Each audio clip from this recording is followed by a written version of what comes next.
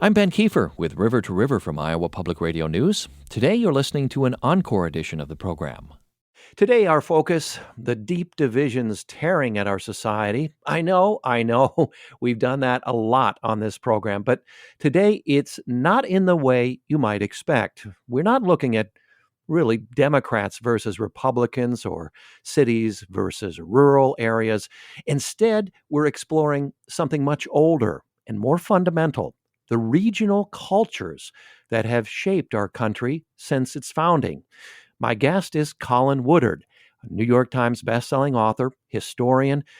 He directs the Nationhood Lab at Salve Regina University. His new book is titled Nations Apart: How Clashing Regional Cultures Shattered America. Now, it presents really a provocative thesis. Listen to this. America has never been one unified nation, but rather a federation of distinct regional cultures or nations. And the values of these different nations clash on fundamental issues of democracy, freedom, governance. And it's these divisions, not simply red, blue, or urban, rural splits, that explain contemporary polarization.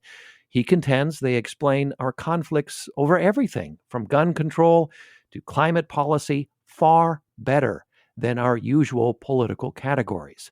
Colin, welcome back to our program. It's a pleasure to be back. Thank you for having me. Colin, walk us through your central argument here. I laid it out a bit in the introduction, but expand on that. When you say our country is really several nations, not one, what do you mean? Yeah, that we're not a nation state, that we're a federation of, think of them as stateless nations, of regional cultures that go back to the colonial period, to the differences between the rival colonial projects that first took root on the eastern and southwestern rims of what's now the United States. And those different colonial projects, the Puritans in New England, the lesser sons of the great aristocratic families from the English countryside in the Chesapeake area, the Scots-Irish and Lowland Scots into the back country, West Indies English slave planters from the island of Barbados who founded the Deep South, the Spanish project south to north into what's now the southwestern United States, and so on. These different colonial projects were founded at different times by people from often different countries or different regions of the British Isles with entirely different religious and ethnographic and political and ideological characteristics, who did not think that they were going to wind up in one continent spanning federation together. In fact, through the colonial period, they were rivals for land, for settlers, for capital, and even enemies. I mean, they took opposing sides of everything from the English Civil War of the 1640s to the American Revolution to the War of 1812 and so on. So that they also each colonized mutually exclusive strips of this continent out through about the 1830s before there was significant in-migration from sources other than what they had been drawing from. And that created, once you know the rival settlement patterns of these different colonial projects, it created the tectonic plates of American life in a political sense, but far beyond that into fundamental disagreements over things like the proper role of government, the proper relationship of individual liberty to the common good of church and state, and of how to define such key words in the American lexicon as liberty or freedom.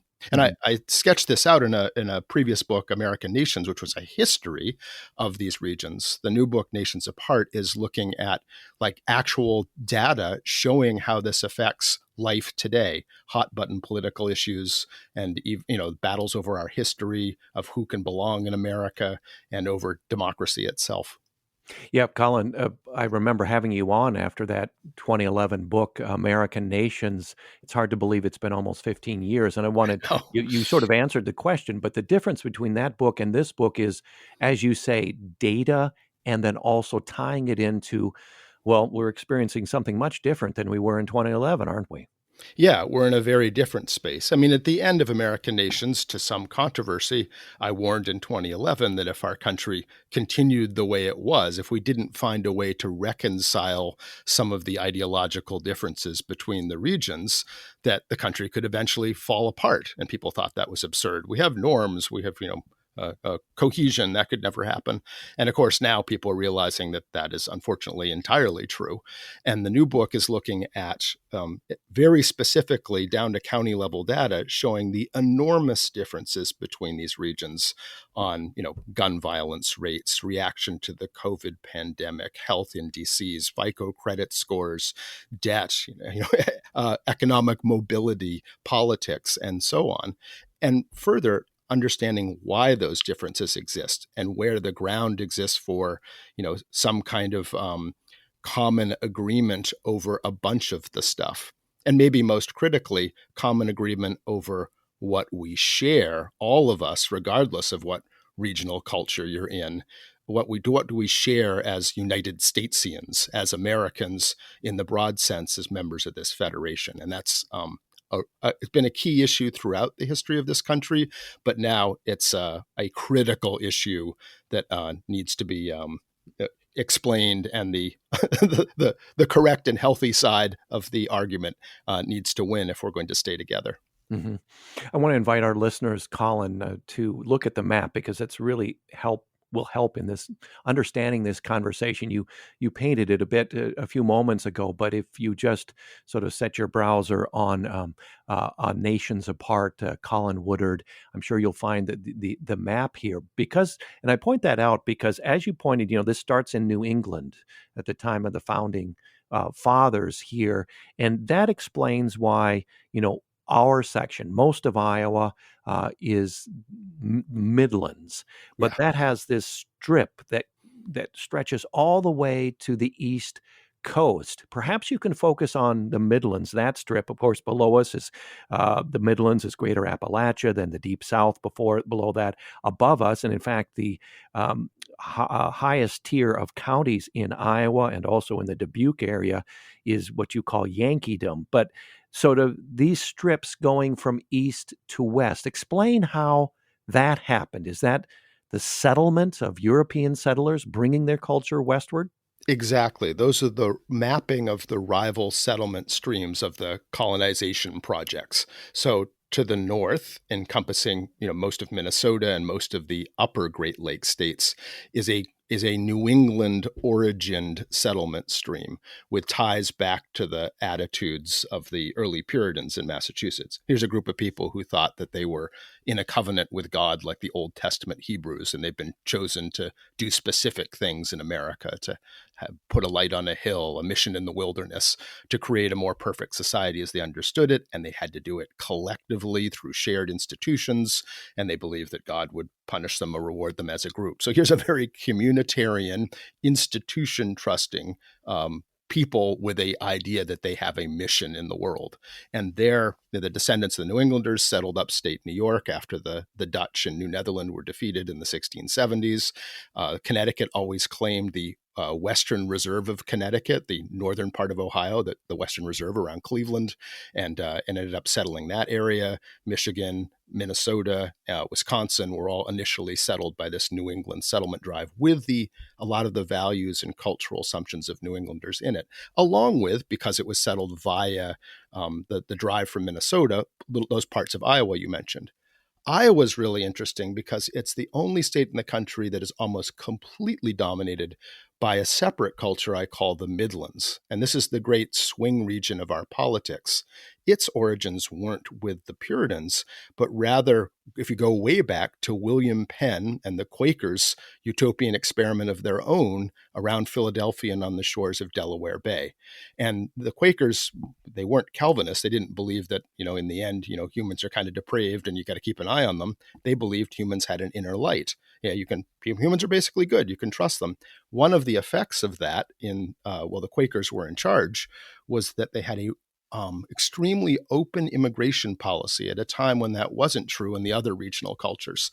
They let all sorts of people who were fleeing, tyranny of one sort or another in Europe to come into their colony in the 1600s, in the early 1700s, and it quickly became religiously and ethnographically incredibly mixed. And on top of it, their attitude was that there wasn't one group in charge, that you could come and bring your culture and keep it.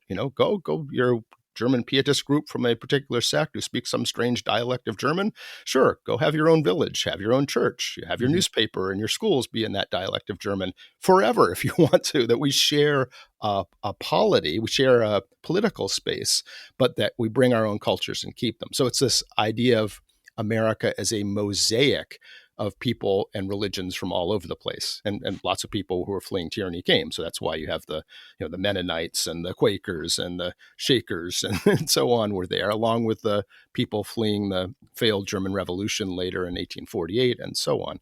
Iowa is a mix of that, and when you drive around Iowa, that's why you can have somewhere like Pella that was essentially a Dutch town, or Elkhorn, or where my grandfather grew up in Primgar. Tons of Danish people in certain towns all around there.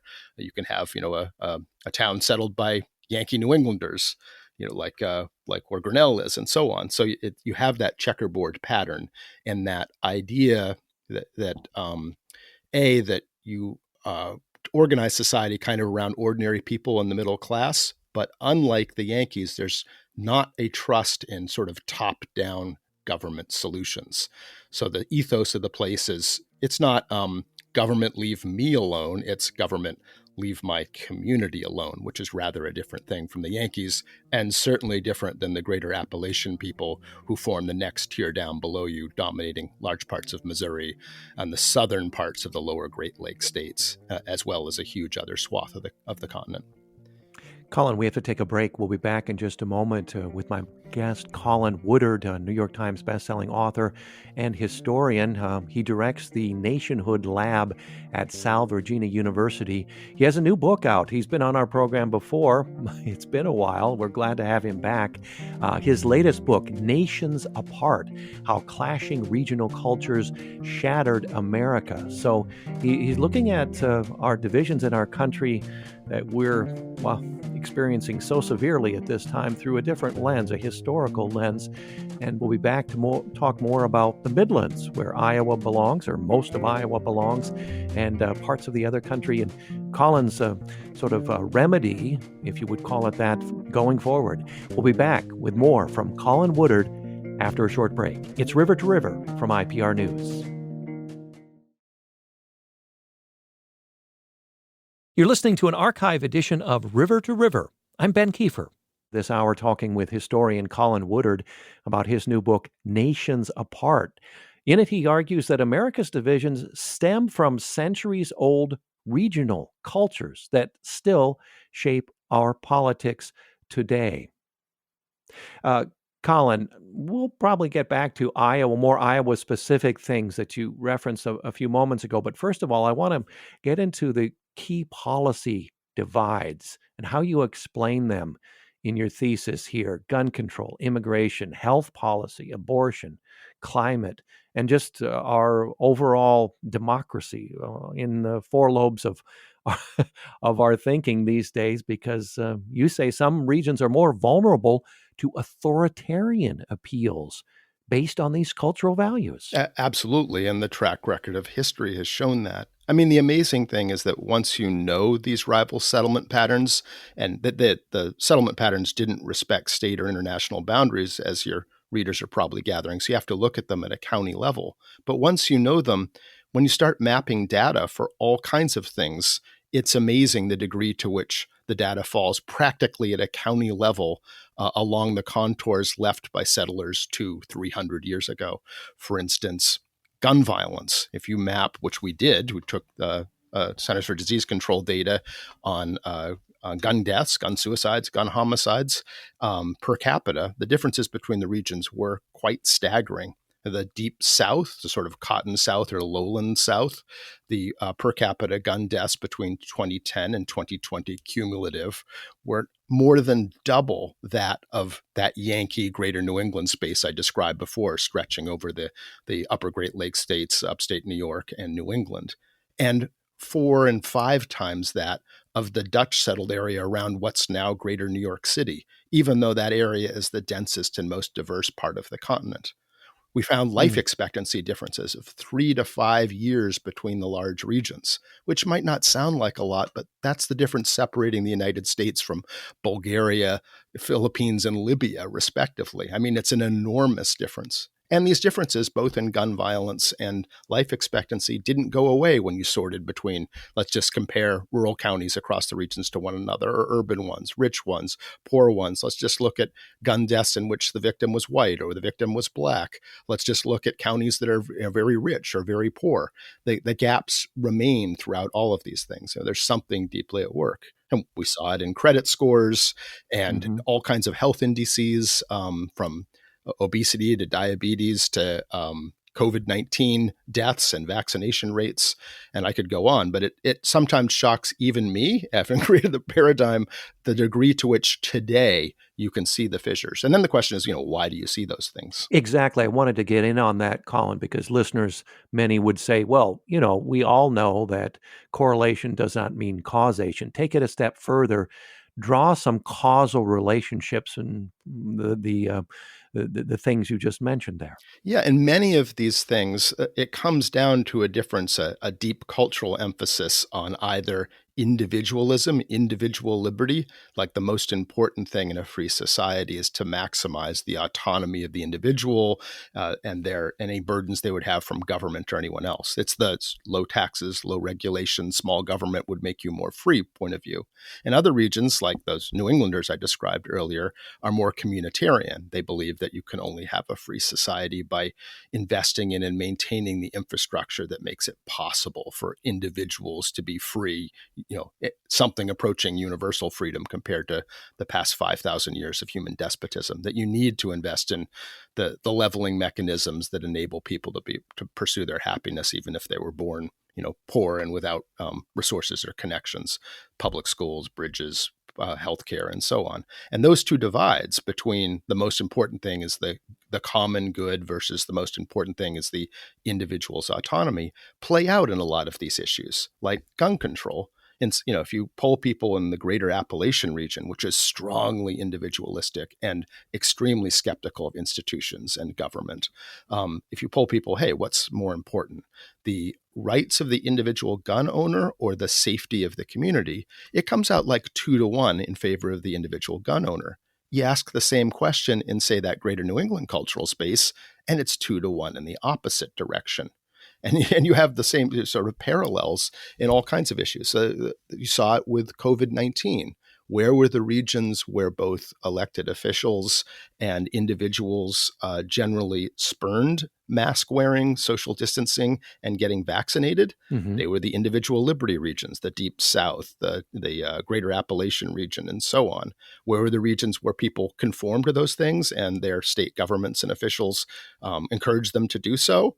Yankeedom, to some extent, the Midlands as well, the Pacific coastal area, sort of Chile-shaped nation along the Pacific coast from like Monterey, California, all the way to Juneau, Alaska, that was settled differently from the interiors of California, Washington, Oregon, British Columbia, and so on. So, I mean, that explains a great deal. You could predict what the data will show just by understanding which ones emphasize individualism, small governments, fewer services kind of approach, and which ones have that more, approaching social democracy attitude that you need to invest in things in order for society to work right and be free. And from that alone, you would predict some of the things the data shows. And indeed, the data shows it quite profoundly across a broad range of indices, economic, medical, political, and so on. Mm-hmm. Let's touch another medical area. You mentioned the COVID pandemic, but how does the abortion debate map onto these regional cultures in specific ways? It does very much so. I mean, in terms of policy, like what do elected officials do?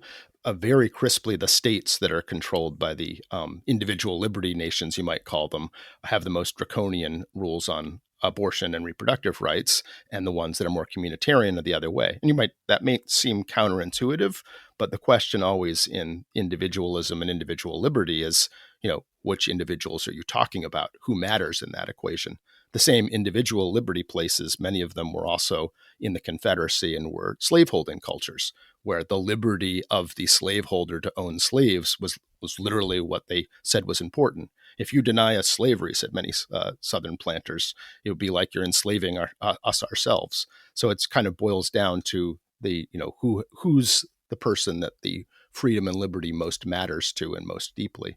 So that, the emphasis being on the freedom in many of these regions, the evangelical prescriptions and moral concerns with abortion lead that to be that's the thing that you are protecting, and that sort of religious liberty being applied.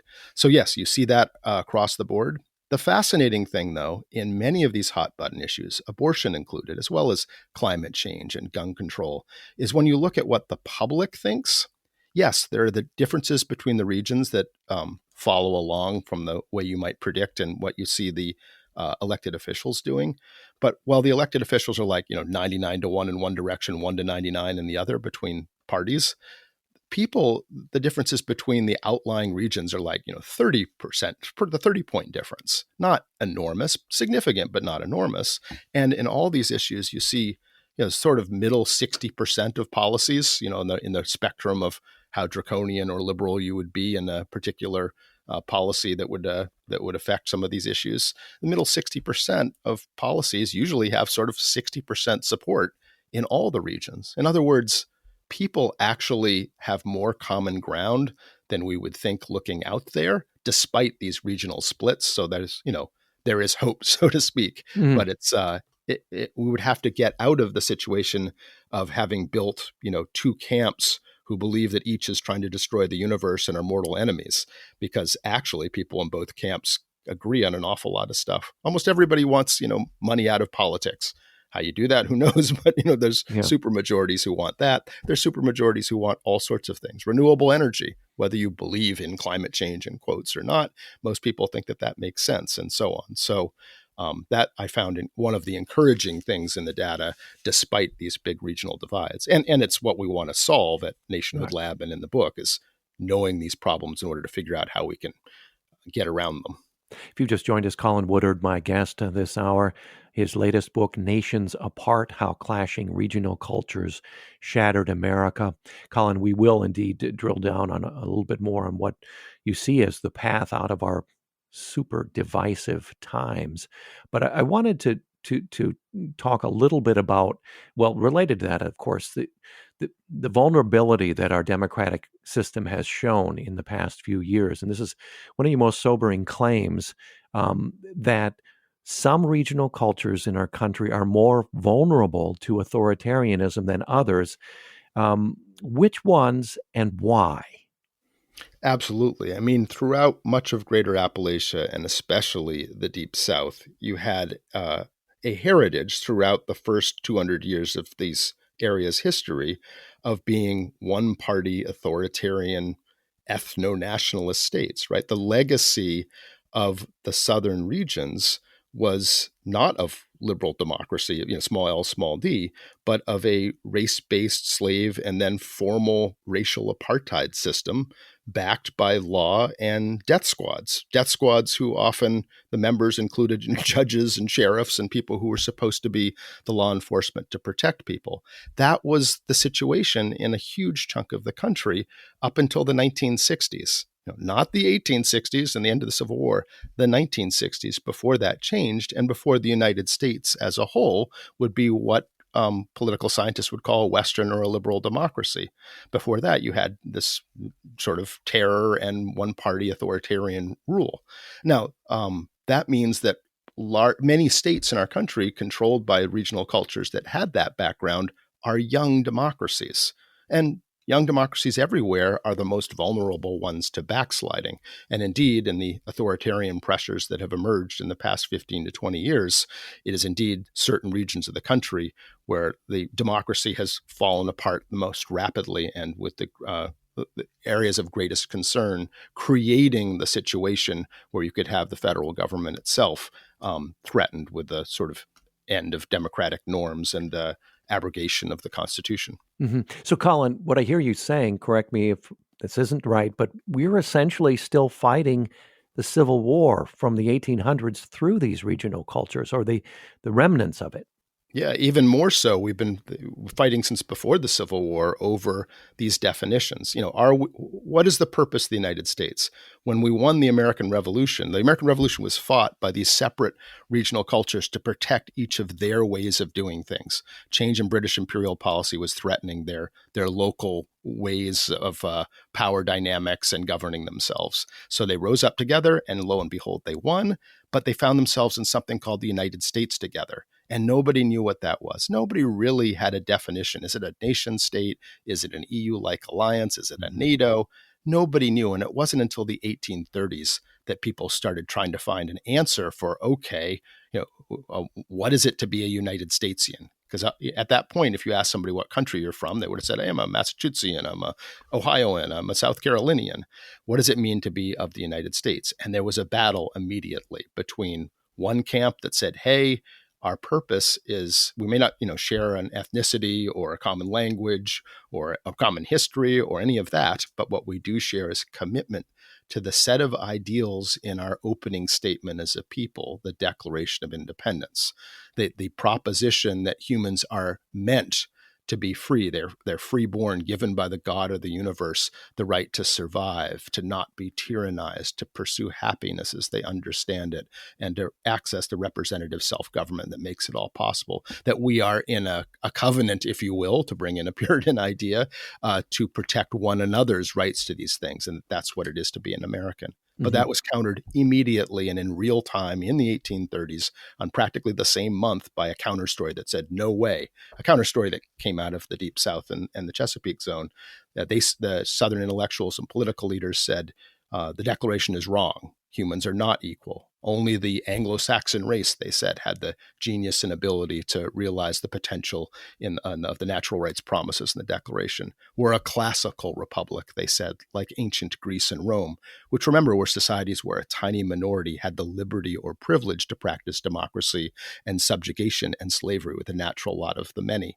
It was sort of an ethno-nationalist and authoritarian vision. And at the time, it had 2,000 years of political thought and history behind it. The liberal democratic idea was the new radical idea. And this was the battle over the soul of the country in the antebellum period and the Civil War and Reconstruction and Southern redemption and the Jim Crow period and the Civil Rights Movement. And it's indeed a battle that is rejoined today.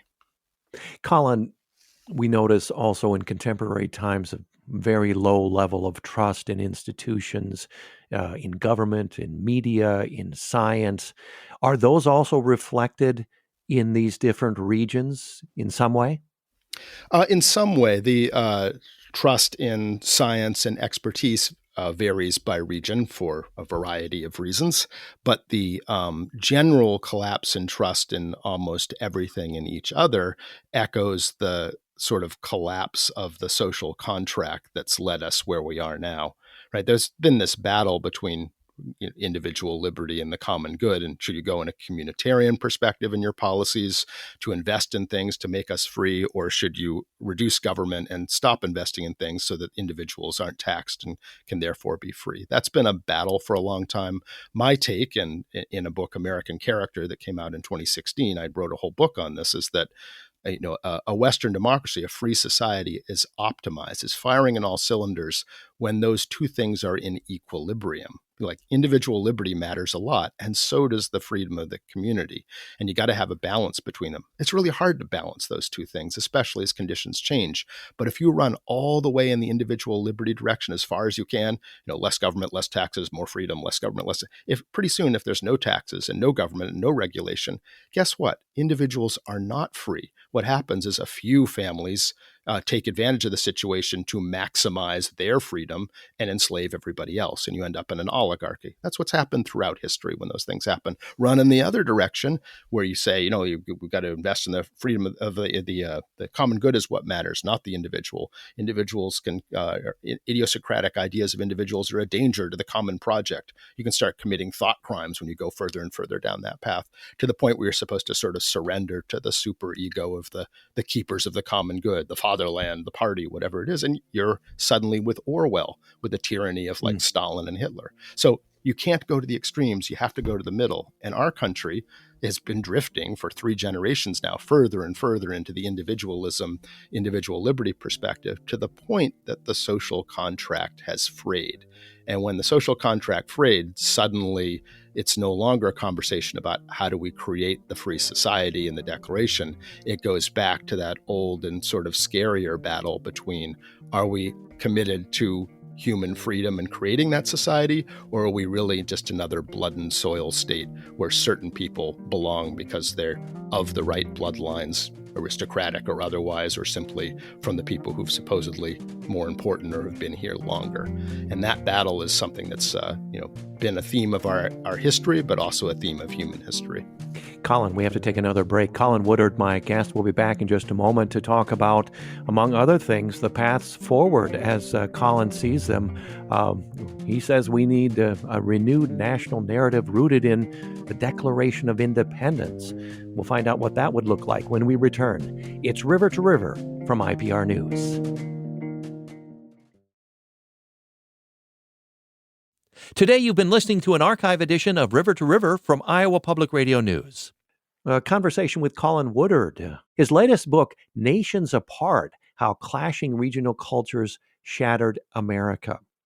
Colin, before we get to your path, the hope here, drill down a little bit on Iowa, because having covered politics for, I guess, decades here, we know that Iowa used to be a purple state. It swung wildly between, say, 2012 and 2024. Iowa experienced a nearly 20 percentage point swing toward Republicans. Iowa was won by Obama by almost 6 points in 2012.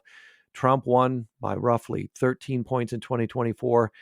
How does your regional cultural theory explain such a rapid shift, if it does at all? Iowa is the state most dominated by the Midlands. And the Midlands' characteristic in political terms is it is the great swing region of American politics and always has been.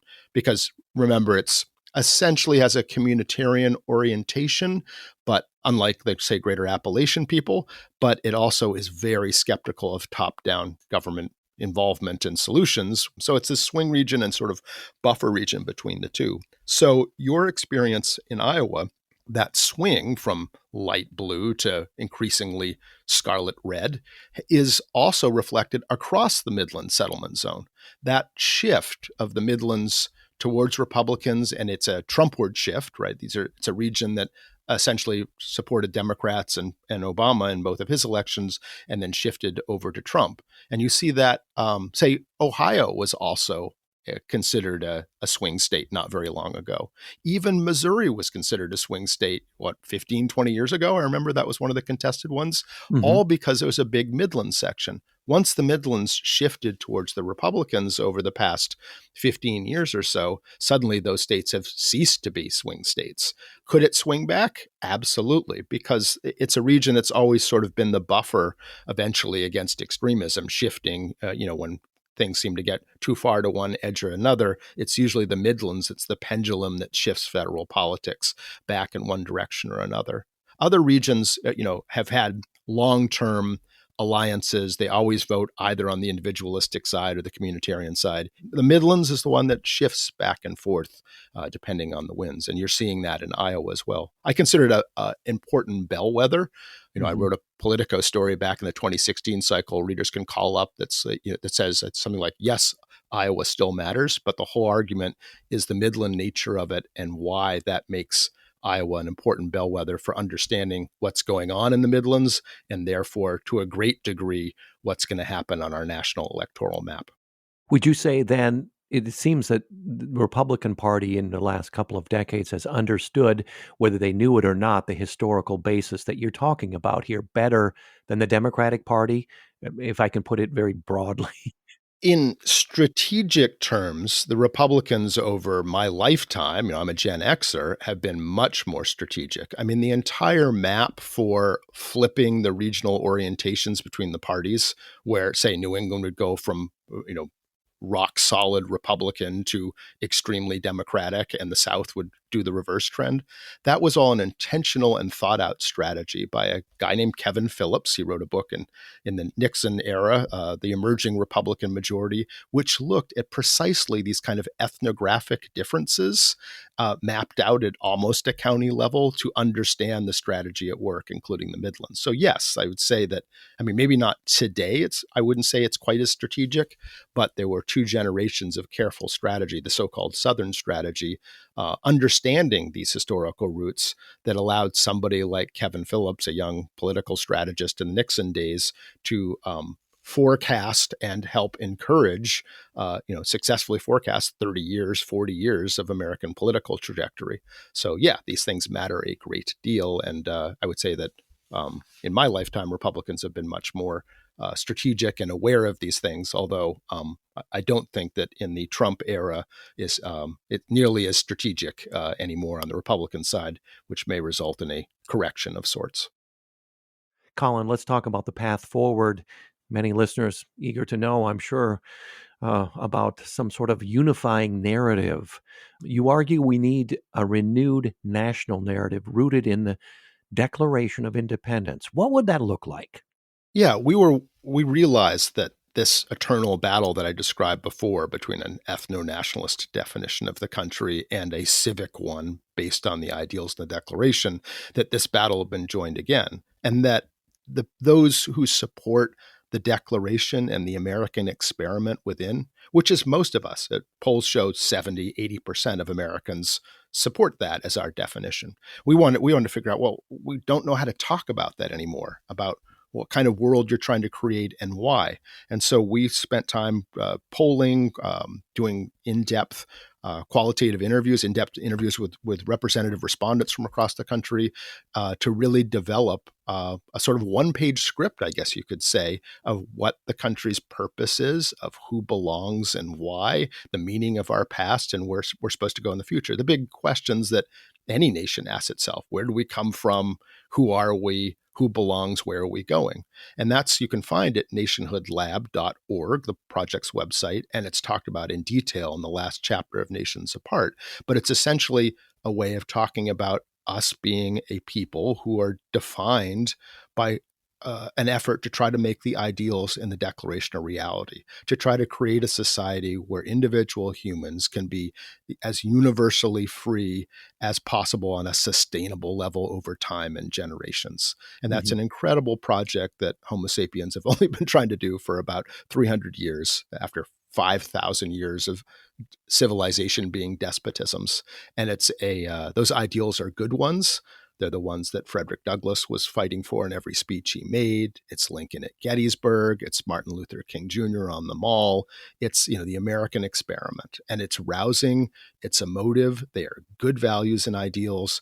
We just need, as Americans, to understand how to talk about them again. Because our polling showed that, we polled a sort of, very friendly seeming story about America being defined by more intrinsic characteristics like heritage and history and character, as opposed to the ideals. And I thought in our preliminary polls that would win out because it just seemed more solid than these airy, intellectual sounding ideas from the 18th century. But no, Americans, 60 to 30, 60 to 35 supported the Declaration's ideals and sort of these matchups between statements. And that transcended gender, income, generation, education level, and even region.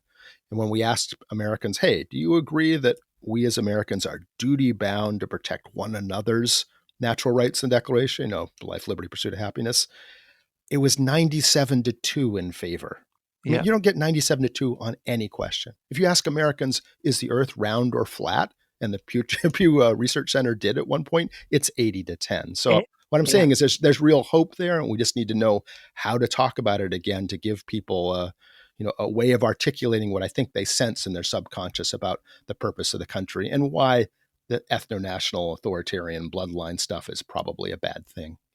And yet, you say the Declaration of Independence can unite us, but these regional cultures you describe in your book have been reading that same document for 250 years. They've been drawing very different conclusions. You have to ask, why would it suddenly work now, or what would you need to have it work now? Because I'd like to have your thoughts on, if we look ahead 10, 20, 30 years, do you see these regional cultures converging or diverging further? I mean, so far they've been diverging further, which is the disturbing thing. But I think that we can converge on that shared idea around the Declaration. Every region in our history, except the leadership of the Deep South, has been committed in one way or another to the Declaration's idea that we're trying to create this universally free society. Now, they may have totally opposite prescriptions for how you do that. The Scots-Irish think that less taxes, less freedom, less government, that individual liberty perspective is the way to go. Yankees think that you do the opposite. You have taxes and you have government and you have shared investments in order to make it possible for us to be free. But if your conversation is about the same shared mission, that's a productive conversation. And to be able to bring Americans all together and say, hey, we all agree on this, right? And most people are going to nod yes. How do we do it? You're already in a much better frame. And if you converge and you really look at the data, and the understanding is the reason that you might have taxes and you might have investments is because it allows humans to be free. I mean, some people will take some convincing, but the data does kind of show that both in our country and internationally, but at least it's a constructive conversation. And in the Deep South, I should say that still a majority of people in the Deep South, the ordinary people, support the Declaration. The power structure of the Deep South has always been oligarchic because it was set up by slave lords from Barbados who, all the way through really until the 1960s, you had a political culture that did not believe humans were equal, that had a racial apartheid system going. So that legacy, I think that legacy is even not super popular within the Deep South's own population. So I think there's hope everywhere in the country for a convergence around what are these fundamental American values, the ones that rouse Americans to be proud of, our history. And when other countries look at us, with impressed rather than angry, it's usually because we've done something to advance the American experiment towards achieving those promises in the Declaration. I want to get to a couple of other things very quickly to answer, well, also critics who have pointed out that your 11 nations map doesn't account for later waves of immigration. You talked about the Germans, the Scandinavians here in the Midlands, the Danes, the Czechs, and so forth. But what about the massive waves of immigrants later on from Asia, Latin America, Africa, the Middle East since the 1960s, for instance?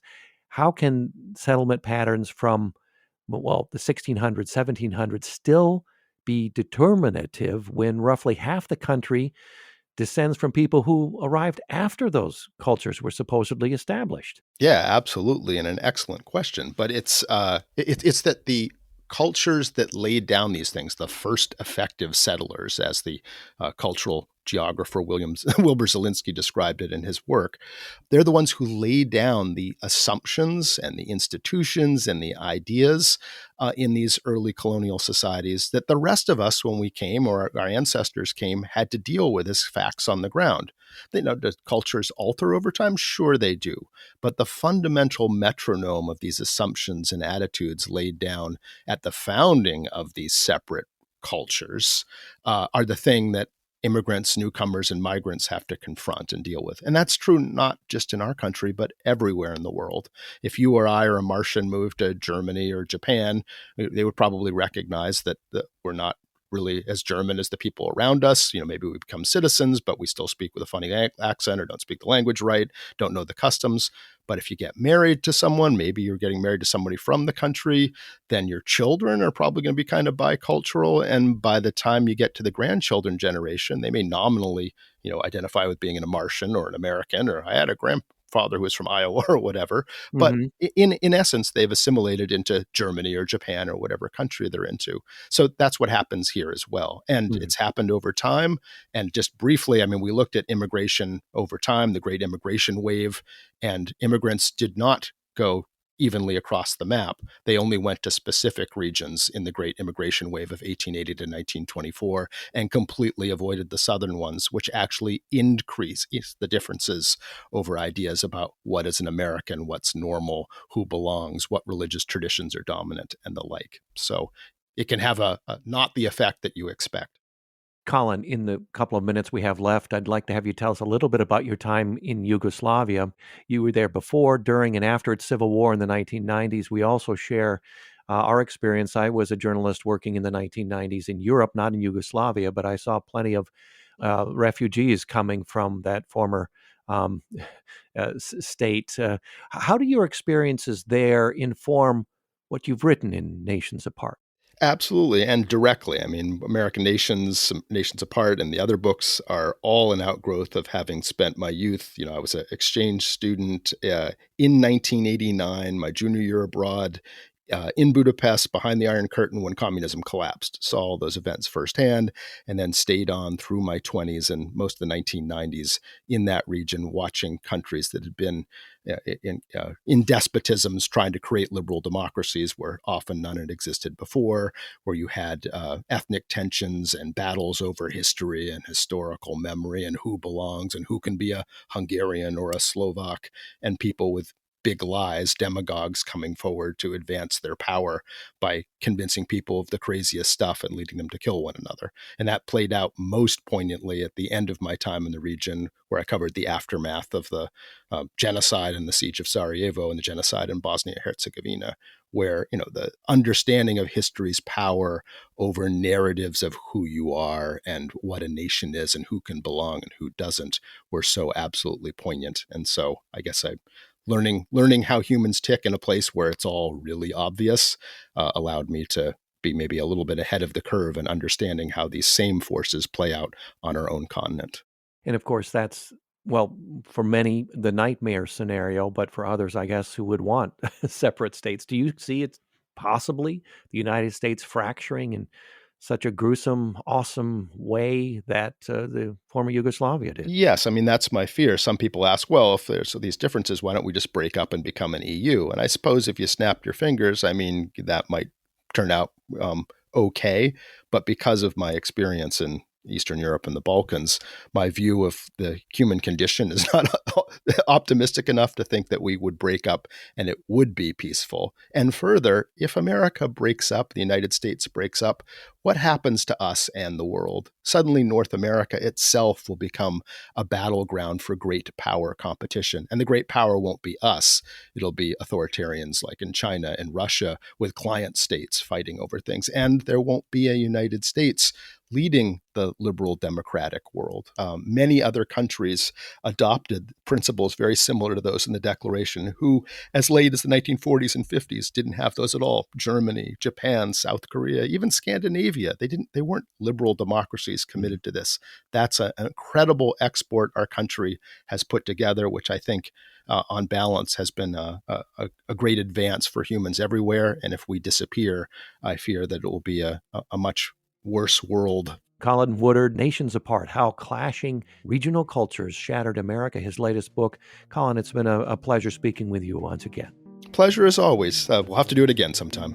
Yes, please. Today's program was produced by Caitlin Troutman with help from Samantha McIntosh and Zoe Bentler. I'm Ben Kiefer. Thanks for joining us.